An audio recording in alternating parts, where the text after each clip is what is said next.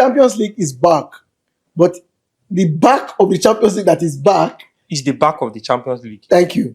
Some teams are trying to scrape into the round of 16. Elite teams, but they don't have a choice. In the Champions League, for every win, you must work for it. We have the playoffs, first leg and second leg. Galatasaray hosts Juventus. This is what we call match of the century for them. That's for Gala. Juventus has been in this position over and over again. But it's been a while we saw the spark from the Turin side. Then it's the French derby. AS Monaco takes on Paris Saint-Germain. Then it's the repeat of the last match in the group stage. Benfica hosts Real Madrid. Then Borussia Dortmund takes on Atlanta. An awesome win for them over the weekend at Lazio. So it's like they're coming into form at the right time. So Galatasaray Juventus. Galatasaray Juventus is a match that is going to be a banger. And for me, it's the match of the match day. Why? These are two, you could say, evenly matched teams At their level presently. That have a point to prove. Okay. You know, Victor Osimhen leading the line, a player that is looking to propel his team. And let's make no mistake, Galatasaray is loaded with stars. We have the likes of Leroy Sané, we have Lucas Torreira, former Arsenal Marauda in midfield. We have Ike Gundogan, a player that knows how to weave his magic, you know. And then, of course, we have the likes of Davinson Sanchez. These are star players.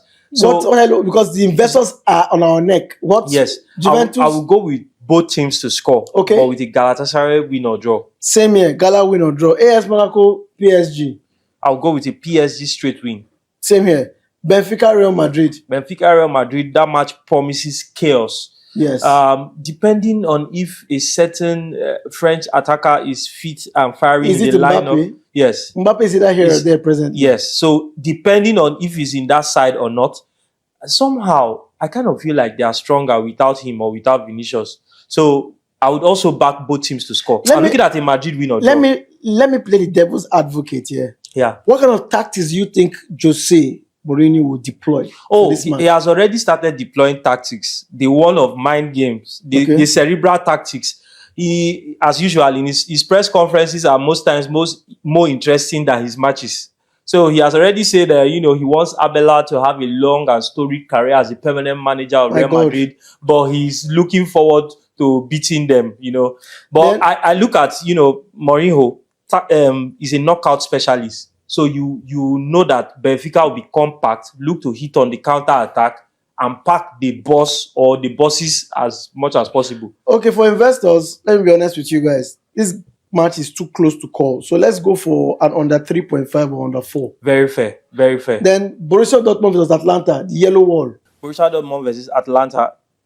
I see a Borussia Dortmund straight win. Same here. But those guys from Bergamo can be very funny. I know, Palladino has been setting them up well. They are picking up. But I still see a straight win for Dortmund. Then on Wednesday, there's a rescheduled match that was brought back because of Arsenal's fixtures. Wolves will host Arsenal at the Molineux. We all know what will happen. The Wolves will be gone down. Thank you very much. Then in the Champions League, Qarabağ will host Newcastle. Bodo Glimt will host Inter. Club Brugge will take on Atletico Madrid. And Olympiacos will take on Bayern Leverkusen. Now, Qarabağ, na go pack una bag, they go back. Or maybe now na home. But I see Newcastle getting a straight win. And I see goals in that To be honest fixture. with you, I'm looking at the Qarabağ win or draw. No. I'll tell you why. Yeah? I'll tell you why. Newcastle are a good team. What they will simply do is they will go there not to be beaten, even if they can't win. Because they know that the St. James Park crowd can back them in the return leg. That journey is a long journey for them. True. And they are flying, after their match against Aston Villa in the Midlands, they had to fly back to Newcastle. And they are flying straight to Qarabağ. And that's about 4 to 5 hours trip. Thousands of miles. So, anyways, I'm looking at the Qarabağ win or draw. But the return, on both legs, I feel Newcastle will go through. I back them with a win or draw. And at worst, they'll get a draw from that. Now, this Qarabağ are actually very tough. But yes, their match against Chelsea will show how good they can be. If you are in the knockout, in the playoffs, you did something right. Then Let's be honest. Bodo Glimt and Inter Milan is a dangerous match. Ice cold pitch. You're in a town that the stadium is just, the capacity of the stadium, you multiply it by 3 is the population of the town.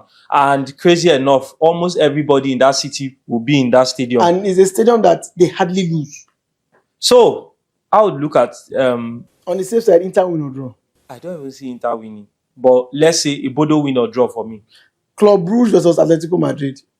I see an Atletico straight win. A win. Yes. At Belgium. I mean, they are very tough. So I'll see goals. Both teams are going to score, but I see an Atletico win. They have a point. What about Olympiacos versus Bayer Leverkusen? That's another close one. I'll go with both teams to score, and it is highly likely that Olympiacos get a win or draw.